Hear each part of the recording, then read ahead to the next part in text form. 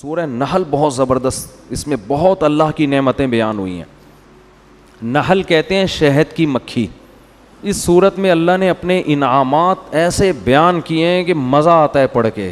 اللہ یہ بھی کر رہا ہے، اللہ یہ کر رہا ہے، اللہ یہ کر رہا ہے، اللہ نے تمہیں یہ، پوری صورت میں یہی ہے. خلق الانسان من نطفۃ فاذا هو خصیم مبین. اللہ نے انسان کو ایک پانی کے غلیظ قطرے سے بنایا اور کیسا جھگڑالو ہے، کیسے باتیں کرتا ہے بڑا ہو کر، ٹھیک ہے نا. والانعام خلقها، اس نے ان چوپایوں کو، جانوروں کو تمہارے لیے بنایا جس میں تمہیں گرمی بھی ملتی ہے، ان کے گوشت میں، ان کی اون میں، اور اس سے تم کھاتے بھی ہو. وَلَكُمْ فِيهَا جَمَالٌ حِينَ تُرِيحُونَ وَحِينَ تَسْرَحُونَ. اور خاص طور پر دیہاتی لوگ جب یہ ریوڑ صبح لے کے نکلتے ہیں اور شام کو تھکے ہارے اس ریوڑ کو لے کے گھر آتے ہیں تو اس میں تمہاری ایک زینت ہوتی ہے، اس میں تمہارا ایک جمال ہوتا ہے. وَتَحْمِلُ أَثْقَالَكُمْ إِلَىٰ بَلَدٍ لَّمْ تَكُونُوا بَالِغِيهِ إِلَّا بِشِقِّ الْأَنفُسِ.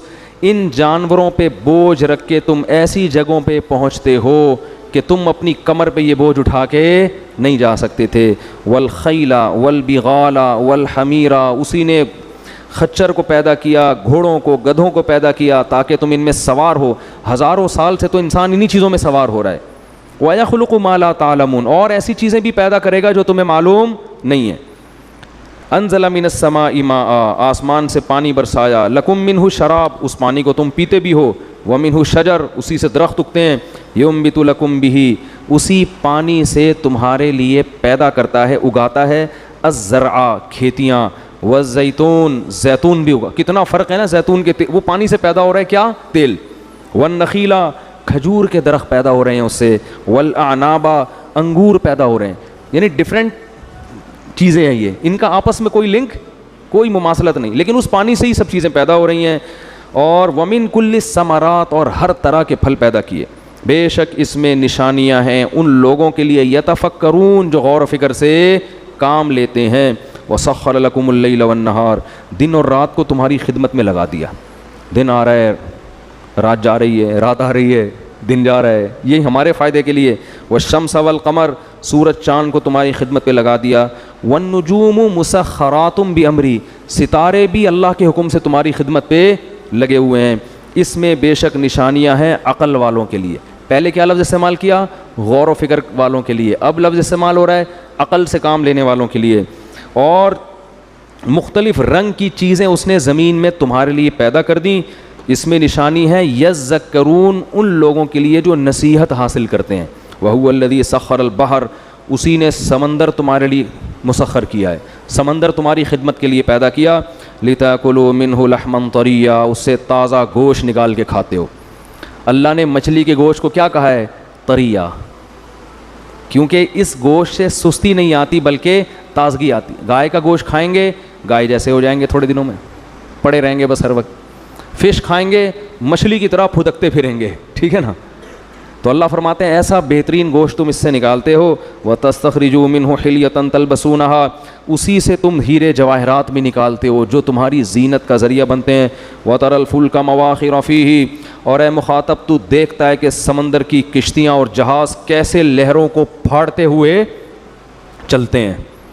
انسان کی خدمت ہو رہی ہے نا، تجارتی جہاز کیسے ان بڑی بڑی لہروں کو پھاڑتے ہوئے سمندر کی پشت پہ سفر کرتے ہیں. لِتَبْتَغُوا مِنْ فَضْلِهِ، تاکہ تم رزق تلاش کرو، تجارت کرو، روزی تلاش کرو. وَلَعَلَّكُمْ تَشْكُرُونَ، شاید تم اللہ کا شکر ادا کرو. وَأَلْقَىٰ فِي الْأَرْضِ رَوَاسِي أَن تَمِيدَ بِكُمْ، زمین میں بڑے بڑے پہاڑ اس نے ڈال دیے ہیں تاکہ زمین کا بیلنس خراب نہ ہو. وَأَنْهَارًا وَسُبُلًا، اس نے اس میں دریا پیدا کر دیے. سبلن، راستے بنا دیے. لعلکم تہتدون، تاکہ تمہیں سفر میں آسانی ہو، ایک جگہ سے دوسری جگہ جا سکو. وعلامات، اور اس میں نشانیاں پیدا کر دیں. وبالنجم هم یہتدون، اور ستاروں کو دیکھ کر تم سمندروں اور صحراؤں میں اپنی سمتوں کو متعین کرتے ہو. ستاروں کا ایسا سسٹم بنایا ہے کہ ستاروں سے تمہیں راہیں پتہ چلتی ہیں. افمن یخلق کمن لا یخلق، بتاؤ جو پیدا کرتا ہے کیا وہ ان جیسا ہو سکتا ہے جس نے پیدا نہیں کیا؟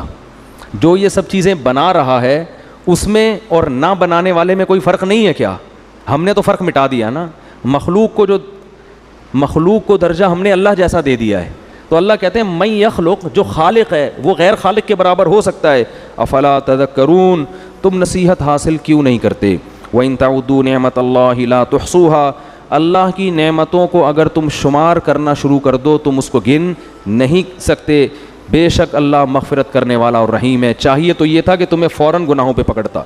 آگے اللہ نے فرمایا والذین یدعون من دون اللہ، اللہ کے سوا تم جن کو پکارتے ہو، لا یخلقون شیئا، کچھ بھی نہیں بنایا انہوں نے۔ کوئی پتھروں کے سامنے جھک رہا ہے، کوئی مزار پہ بزرگوں کے سامنے جا کے منتیں مان رہا ہے، کوئی نبی کو مشکل کشا حاجت روا سمجھ رہا ہے۔ فرمایا اللہ کے سوا جس کو پکارتے ہو، لا یخلقون شیئا، کچھ بھی نہیں بنایا، وہم یخلقون، خود بنائے گئے ہیں وہ، اموات غیر احیاء، مردہ ہیں زندہ نہیں ہیں، وما یشعرون ایان یبعثون، ان کو تو قبروں میں جا کے یہ بھی نہیں پتہ چلتا کہ ہمیں دوبارہ کب زندہ کیا جائے گا۔ جن باباؤں کو تم پوچھتے ہو نا، ان کو بیچاروں کو نہیں پتہ قیامت کب آئے گی۔ الہکم الہ واحد، تمہارا معبود صرف ایک الہ ہے جو اکیلا ہے۔ کیا جاندار آیتیں، صرف ایک ہے، اس کے ساتھ کوئی شریک نہیں ہے۔ آگے جلدی جلدی بس یہ ختم کرتے ہیں۔ آگے اللہ نے فرمایا ان لکم فی الانعام العبرہ، ان چوپایوں میں عبرت کا سامان، ہم ان کو سوکھا چارہ کھلا کے کیسے ان کے تھنوں میں تمہارے لیے چکنا گاڑھا دودھ نکالتے ہیں۔ اور اوحا ربک الی النحل، تیرے رب نے شہد کی مکھی کو سکھا دیا ہے کہ تو جا جگہ جگہ سے پھلوں کا رس چوس کے شہد کے چھتے بنا اور راستے لمبے لمبے طے کر، تیرا رب تجھے راستے بھولنے نہیں دے گا۔ اور پھر اس کے پیٹ سے کیسا بہترین مشروب نکلتا ہے جس میں اللہ نے لوگوں کے لیے شفا رکھ دی ہے۔ اللہ فرماتے ہیں واللہ خلقکم، اللہ کے تصرفات دیکھو، اس نے تمہیں پیدا کیا، تمہیں موت دے دیتا ہے، بعض لوگوں کو اتنے بڑھاپے تک پہنچا دیتا ہے کہ سب کچھ جاننے کے بعد بھی ان کی کھوپڑی کام کرنا چھوڑ دیتی ہے۔